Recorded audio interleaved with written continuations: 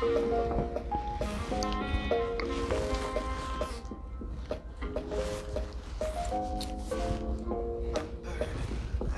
are the reason why. Me too.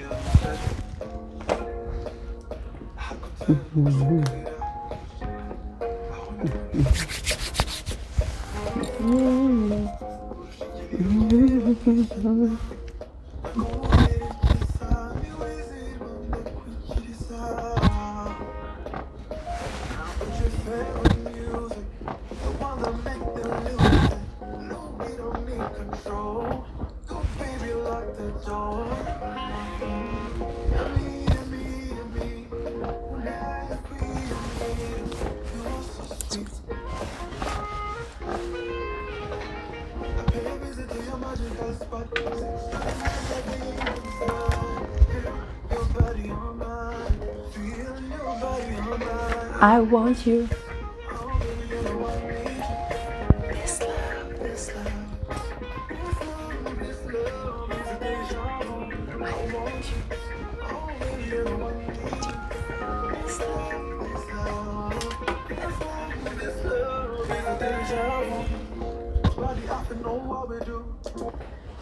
Hello, my self-lovers.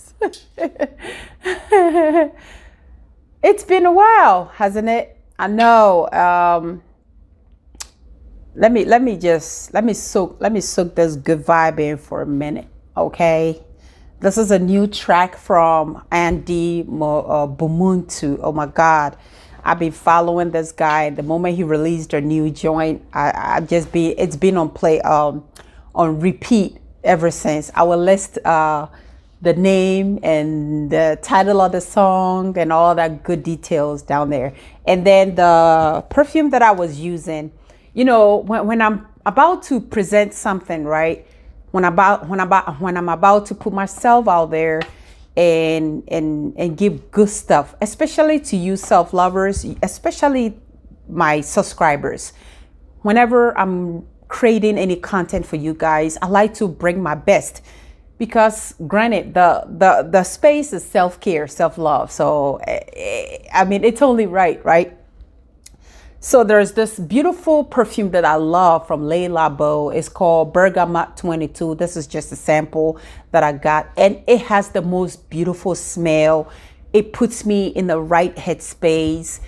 I feel like it's like my secret cheerleader or my secret, you know how you have something, right? And it, you know, you create this person that stands there and just constantly cheers you on.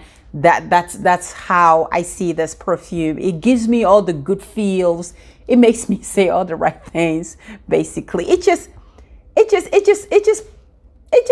does a lot of good to me, and I would like to present that to you guys. But I will list the name of the perfume for you guys, for anybody that's interested in checking the fragrance out. It's so beautiful. If you're the type that like the citrus light smell, but with a bit of a punch, this is it right here. It's beautiful. It's really great. And then after the main event, I will give a quick tip on how to slather it all over your body without doing so literally with a perfume. Okay, so thanks a lot for having all the patience to wait for me when it comes to creating content, right? For this space, what I have personally decided to do is I will really take my time, because I want the content to be as organic and as solid as possible. So even if I have to wait a week, 2 weeks, 3 weeks to create another content, I am really great with that. I am really fine with that, because I know that that content comes from a place of rest, a place of reinvention, a place of love and ease and abundance. It doesn't come from a place of rushed. So these contents that I put over here, I want you self-lovers to know that it is the most thought of, the most well curated content ever because I really, really want to present something very beautiful and very, very so nice to you guys. So that's how I operate, as far as my creative powers are concerned. I don't like to rush. So if you don't see this that much, please minimize the judgments. Okay. I know we said we're going to be doing this in episodes, and we're supposed to be doing emotional care. How do we care for our emotions? So because it's been a while, what I'm going to do is I'm going to do 2 episodes in one video. Okay. So we will talk about how to care for our emotions, one, and then how to how to care for our relationships as far as social media is concerned. All right. So it's like a nice, beautiful bonus adage to the content. Once again, my name is Mercedes. I am Ghanaian. I live here in the States. I live in Maryland. I work at Washington, D.C. This space is solely for people that want to, tap into their self-love, people that want to develop strong self-love practices, or, people that are very radical about self-care and self-love. Before I even start, let me say this, that, when we talk about self-love and self-care, the thing about it is, it's really a very serious thing, but it's been thrown around a lot. It becomes very loose, especially self-care. It's not just the bubble baths and the facials and the manicures and the pedicures and the spa treatments and eating healthy and all that. I mean, those are very also okay. But, to really have the strong self-love is where you really go within yourself, where you really have this high, self-worth view of yourself, that regardless of what you've been through, regardless of what the odds are against you, or regardless of what your challenges are, you still see yourself worthy. You still see yourself, like you still hold yourself in very high regard. No matter how you look, no matter where you come from, no matter what you do, no matter what your profession is, it is that deep knowing. And that is something that a lot of people struggle with because of traumas and, childhood experiences and certain negative experiences, certain way of thinking, certain way of being raised up. It's so many ways. So this is where I come in to really bring that out of you by giving you these ideas and, even inspiring you, even saying a certain word that might, trigger a certain way of thinking, or that might make you see this perspective and decide that, hey, let me try it and see. So self-love to me is deeper. How do you care for your emotions? How do you care for your mental well-being? How do you take care of your childhood wounds, or of any type of negative experience that it's controlling you? So self-love and self-care, I really want you self-lovers to know that it's a bit deeper than that. It goes a long way. What I would say also is, look at it as a way to get back to yourself, a way to know yourself, a way to embrace yourself, flaws and all, a way to know your worth, a way to live a happy, fulfilling life. So this space, Chic M, is a very serious space for people that really are serious about taking care of themselves, like on a very deeper level. All right. Let's talk about today's episode. So I think this is gonna be our first episode. So let's do emotional care. How do we care for our emotions? Our emotions take the best of us, sometimes for good and sometimes not so good. And today, let's talk about how to deal with our emotions when it's having the best of us or when it's taking a negative effect on us. So let's use something like anger. How do you use anger to your advantage? And this is a very simple thing that I do, and it works for me. So let me share it with you guys, and hopefully somebody will take it and try it out and see how that can change you, your emotions as far as anger is concerned. This is how I see anger personally. When I'm angry about something, I look at it as in the moment, right? That I'm very angry, right? Of course, my faculties, they might not be functioning properly in that moment, in that heat of a moment. We're humans. Hey, we can't fault us, but this is where self-awareness gets in. And what I do is when I'm very angry about something, I try hard to let that anger teach me, especially after the incident. What I try to do is not to let that anger make me say things or do things that I will regret. So what I do is I just take a break from everything else, and I pause. Or what I do is right after that incident, I go back. If there is an apology, I will render. And then I sit back and I say, why was I so angry about this? Sometimes anger is teaching us something that's a bit deeper, that's way deeper than what the surface is. So let's say somebody says something about a red dress being ugly and all that, and then you get very upset. Like, what do you mean a red dress is that there's nothing?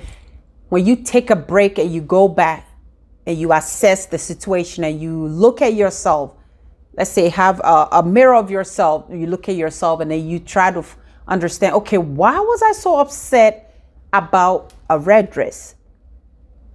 So you go back and you just go a whole, you go way deeper, right? And then you realize that this is really deeper than just a red dress. It could be somebody that did something to you that had on a red dress, or a red color reminded you of a very negative thing. It's always a meaning to that anger, especially that deep, aggressive anger that just comes out of a very, minute or very, fickle disagreement whatsoever. So let's use anger at our advantage. And it's a way of taking care of our emotions. It's a way of managing our emotions. It's a way of also getting back to ourselves and knowing ourselves on a very deeper level. So anger, to me, if looked at in a positive way, if looked at in a very advantageous way, it's actually a good expression, a good emotion to look up to take care of our emotions. So for today's episode, use anger to your advantage. Let anger teach you. Let anger bring you to yourself. Let anger cause you to do a very deep introspection of yourself. All right. So the next bonus episode, I'd like to talk about our relationships and social media. We live in the social media era. I mean, we can't run away from that. This is the era. This is it. This is what, no matter how some people or some of us might say, I don't put nothing on there, I'm not bothered by social media. It's everywhere, in our relationships, our jobs, social settings, even in our careers, family dynamics, parenting, it's everywhere. So how can we take care of our relationships as far as social media is concerned? There are some certain things that I jotted down, and I feel like if I share this with you guys, and some of you take it, or if you all take it, which will be a very outstanding thing to do, it will really help you to have this fulfilling, healthy relationship while also navigating on social media. So first of all, I think what we have to do is have certain boundaries as far as our relationships with social media is concerned. I personally, I don't post anything about my job. It's a boundary that I have established. I will totally differentiate my job on social media. So anything I post, it has nothing to do with my job or my career. I think that is something I instill from the get-go. It just, that's it. Also, as far as our romantic relationships are concerned, I think it would be great if you sit with your partner and talk about certain boundaries that you would like to establish as far as social media is concerned. That is, if you both are on social media, what I do is I will ask my partner, is it okay if I post this picture of you and all that? So when you establish those boundaries in that relationship, then, I think it creates a healthy flow. Also, somebody asked me, is it okay to be liking other people's pictures and all that on social media? I mean, this is a very tricky question, because then you might think that, okay, if I'm restricting you from liking these pictures and it's causing you stress, or it's causing you any type of negative feeling, you sit down and talk with your partner. And this is where the boundaries come in. Every relationship is unique, and the dynamics that goes on in the relationship is also unique. So tailor all these things according to the relationship you have with your partner. Some of us, yes, we feel like it's disrespectful when we are both on social media and we're not being acknowledged. Some of us feel like it's also okay to separate their relationships of social media. Like I said, these are very unique situations as far as romantic relationships are concerned. So have that conversation with your partner. What are some of the things that you expect of each other in the relationship? And somebody will say, what do I personally expect? Personally, I feel like if we're both out there on social media to impact the world or putting great positive things out there, then we support each other. Also, there are certain boundaries. If you feel like you feel a certain way if your partner does this and does that, sit down, communicate that, establish boundaries around your relationships. And boundaries are so awesome, because some people will see boundaries as something that's negative. But personally, I feel like if a person establishes a boundary, they still want you in their lives.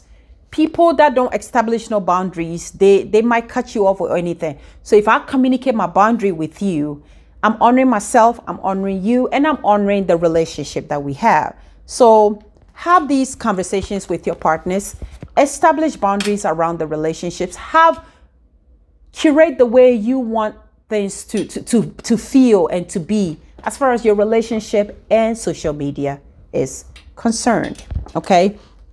Also, the contents that we consume on social media can also impact our relationships. That's a very important thing. If you are on social media always consuming, toxic, aggressive contents, believe it or not, over time you start reflecting that in your relationships. Somebody asked me, what is the difference between a toxic content and a healthy content?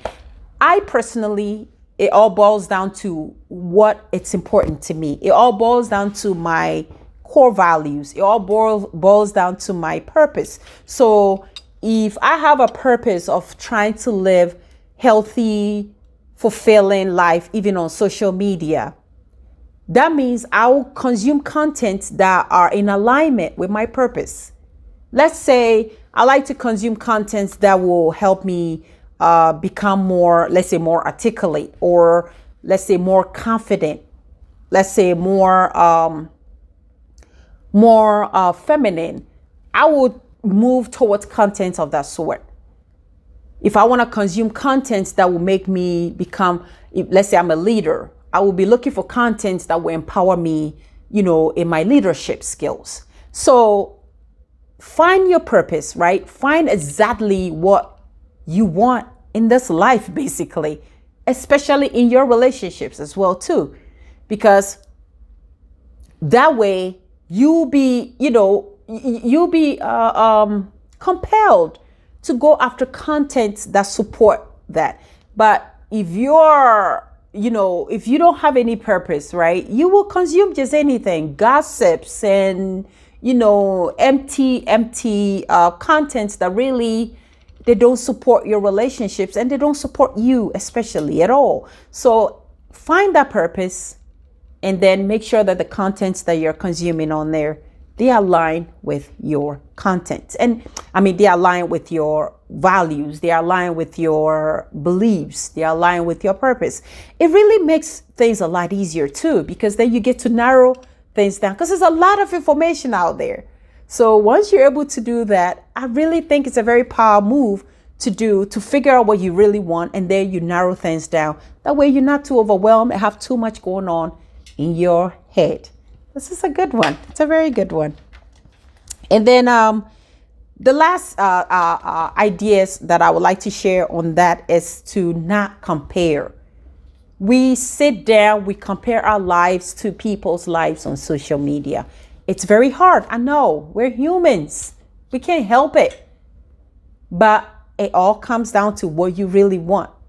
It's great. What I personally do is I love admiring people doing good. I love when people have good things going on in their lives. And excuse me, it kind of like it inspires me so much.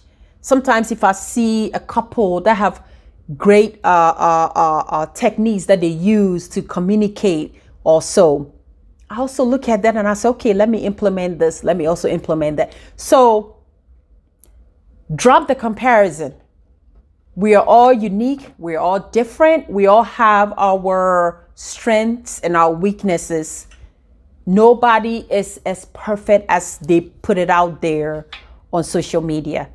And most people are posting their, the happiest and the most cleanest things they can find out there and put it out there. So if you're sitting in there and comparing your life to that, you're gonna be overwhelmed. You're gonna overthink. And overthinking is something I feel like it really kills. It kills a lot of happiness. It kills a lot of ideas. Overthinking just ruins so much. And it's all because when you do that comparing, that's when all that overthinking comes in. And then you start having all these negative self-talk, and then you talk negative about things that are going on in your life. So drop the comparison. Look, admire, and be inspired.